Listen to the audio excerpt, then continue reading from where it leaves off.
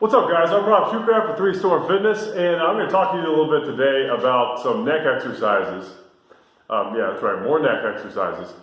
I try to incorporate in my training usually 3 to 4 times a week, at least, that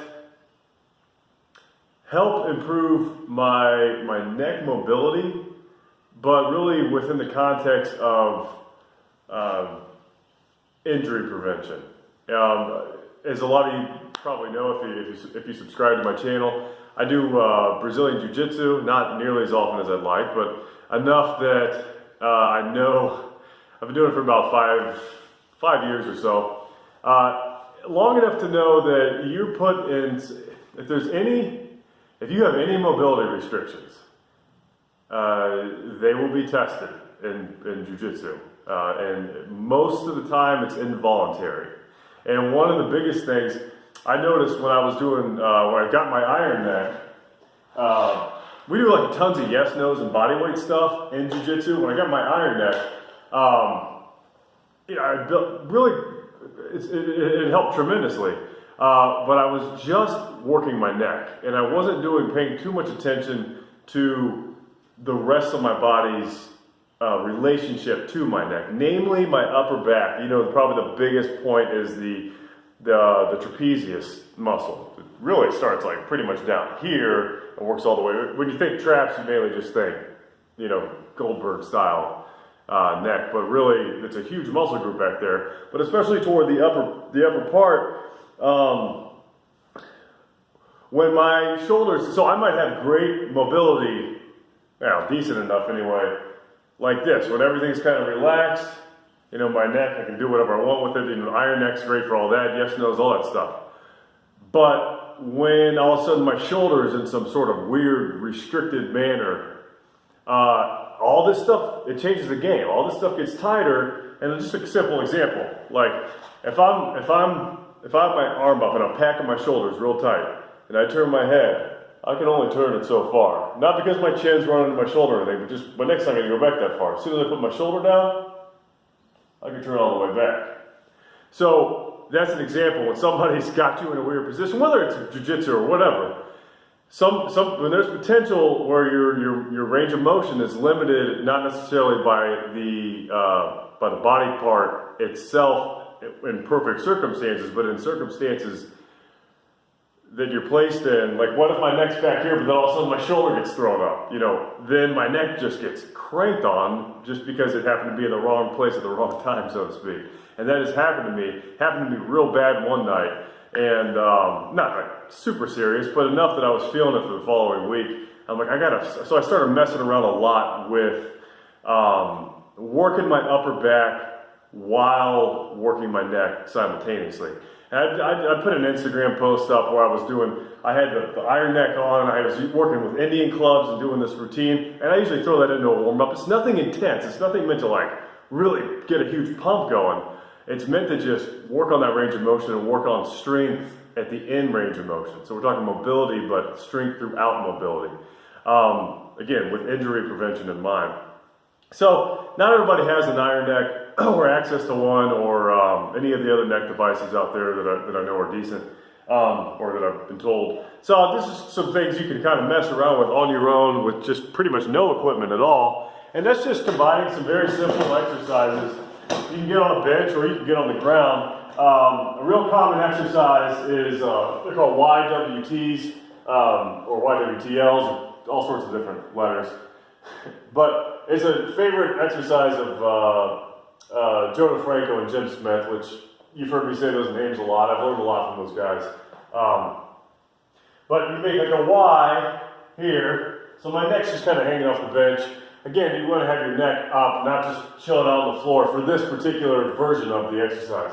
So you hold it like a Y, where basically your scapula is retracted, you have tension on your upper back, and, including your upper traps. And then you do your yes no's from this position. So you do nose, basically you just go side to side, end range of motion, be careful. And then drop it down to a W position here. I know you can't exactly see, but I'm basically doing this. And you can do it standing. If it's too intense, if If you never work your neck and you start doing any of this stuff, it doesn't look like much, but you're gonna be feeling it. You know, just stand up. But the same thing, W's, drop into the W's, again, we're forcing the scapular retraction, go into some T's, you can do I's or L's, back here, all sorts of different variations. But what you can do is walk through, okay, 1, 2, 3, 10 reps, going, 5 to 10, whatever you're comfortable with. Challenge yourself a little bit. In the Y position, then do the same in the W, then do the same in the T, and then go through the same thing with nose. And when you're doing no, you want to tuck your chin at the bottom. If you go down like this, all of a sudden, you get a direct connection to your lower back. So you got to watch that too.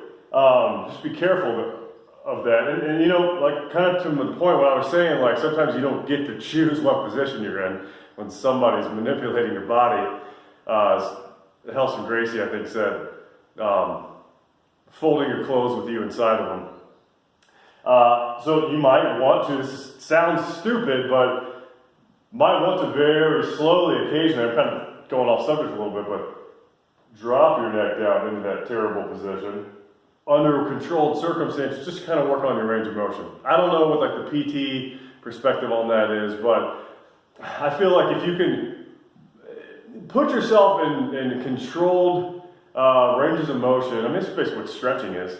While you are in control, that's the time to do it versus, the other times I'm talking about. So anyways, do nose where you're tucking your chin. Okay, so you're isolating the movement basically through here, not all the way down to your lower back. You could do figure 8 variations. All right, and you could do maybes. All sorts of different variations while assuming these positions here. Now, you can take plates, like really light. I'd recommend like 2.5 pound plates. Start with that. Start with nothing, but 2.5 pound plates or Indian clubs even, that works well. Another thing you can do is take like a light kettlebell or dumbbell.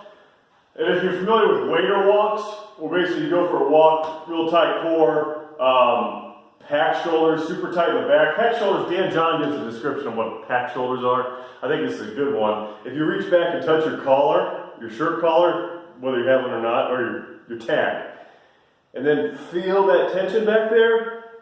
Anytime you have anything overhead, you need to maintain that level of tension. So they're not just like sloppy muscles in the joint. So waiter walks are good for that. Great for like a warm-up. I use them a lot for warm-ups. Anywho, you do like a waiter walk position, light kettlebell, light.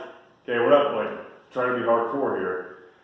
And just practice nice and easy taking your neck through the in-range of motion. Again, you can do nose, careful with the nose. Right, you can do figure 8s. Easy on these. And it really changes things up quite a bit. But again, be careful because this could easily hurt you, all right, if you do it wrong. And that's not good, all right? This is injury prevention.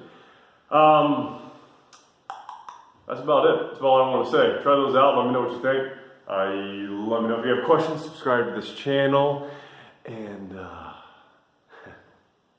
if you're licking that W balls, is that suave? Somebody said I need to be suaver on my endings. That, by the way, was from Snoop Doggy Dogg's The Shiznit.